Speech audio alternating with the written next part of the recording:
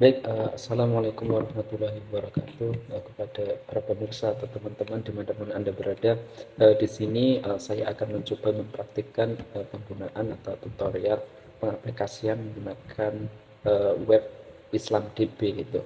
Yaitu bisa teman-teman gunakan untuk mentakhrij suatu kata atau mencari sebuah kitab di fan-fan ilmu lain. Baik, langsung saja, tidak menunggu lama. Langkah pertama yakni teman-teman buka Google Chrome, ke tab baru, ketikkan Islam DB. Baik, ketika sudah di web ini, teman-teman klik Mausu'ah Al-Hadis. Sebentar, sedikit loading. Ya. Setelah kita masuk ke Mausu'ah Hadis, maka tampilannya seperti ini. Di sini menu pertama Ar-Raisiyah. Ini menu utama dari sebuah web ini, tampilannya berupa gambar Ka'bah, ya. Bisa dilihat dan beberapa font yang di tabnya itu sudah terletak di taskbar paling atas. Kemudian sampingnya al-mawdu'at atau tema-tema atau genre keilmuan. Di sini ada genre akhlak, kemudian tafsirul Quran, kemudian ada ulumul hadis, ilmu Quran, amali, tarjamah tarikh atau sejarah, akidah juga ada. Kemudian ketika teman-teman pilih aksar atau yang lain itu akan lebih banyak. Nah, muncul juga fikih juga, ada fikih dan ini sudah mentok akhir. Kemudian kalau kita geser ke Al-Kutub, maka terdapat kitab-kitab dan begitu juga dengan pengarangnya gitu teman-teman. Di sini ada Ismul Kitab, Hadis Ayyub, Tafsir Mujahid, karya siapa ini sebenarnya? Mujahid bin Wajib. Ini juga ketika pilih akhtar atau more kalau dalam bahasa Inggris juga akan menambahkan lebih banyak. Oh, ternyata masih ke bawah lebih banyak.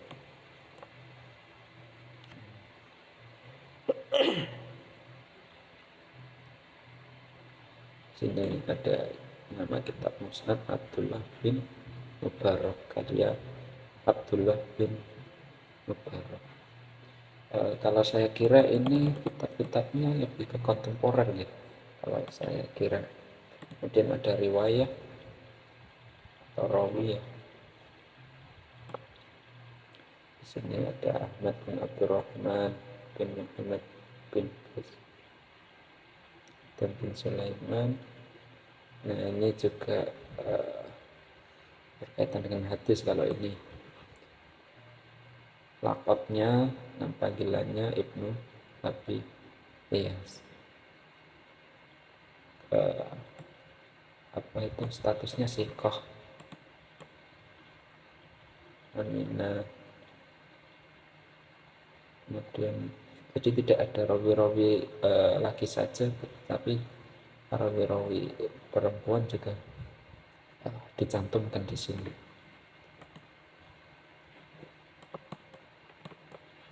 Kemudian ketika Abu Asma, ini berkaitan dengan rawi.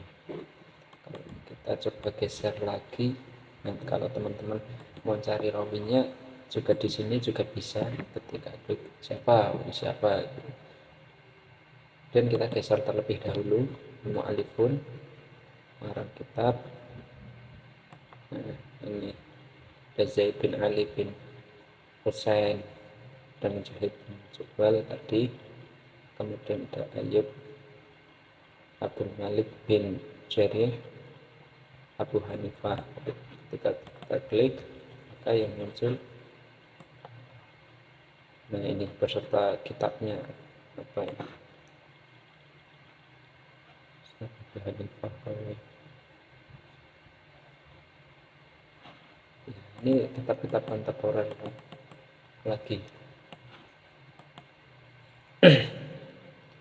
Kita berarti itu ketika kita menambahkan kitab yang istilahnya itu seperti bookmark kalau di Google itu.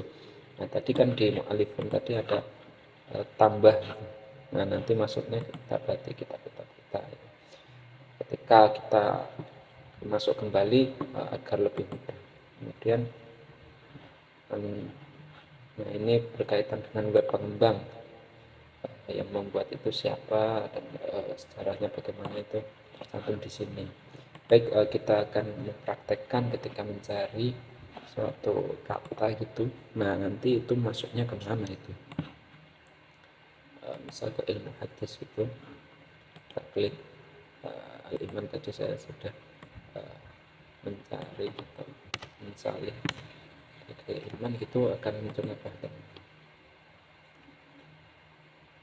Nah ketika kita mencari dengan redaksi al-imanu, maka akan menampilkan beberapa sumber gitu. Di sini ada Musnad Rabi bin Habib di raqam hadisnya 834, juga di sama tapi di nomor berbeda karena biasanya terdapat perbedaan lafaz nih. Kita aqra'ul hadis, baca hadisnya. Nah ini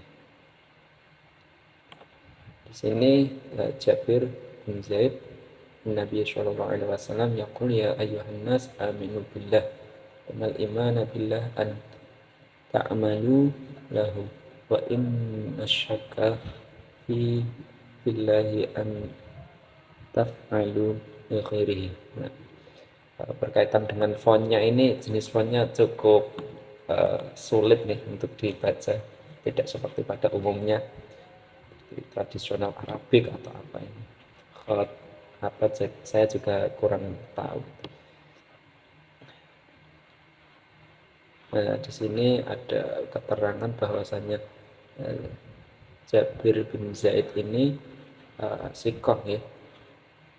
Ini masyhurnya namanya. Ketika kita klik dari nama itu juga akan ada penambahan. Nah, di sini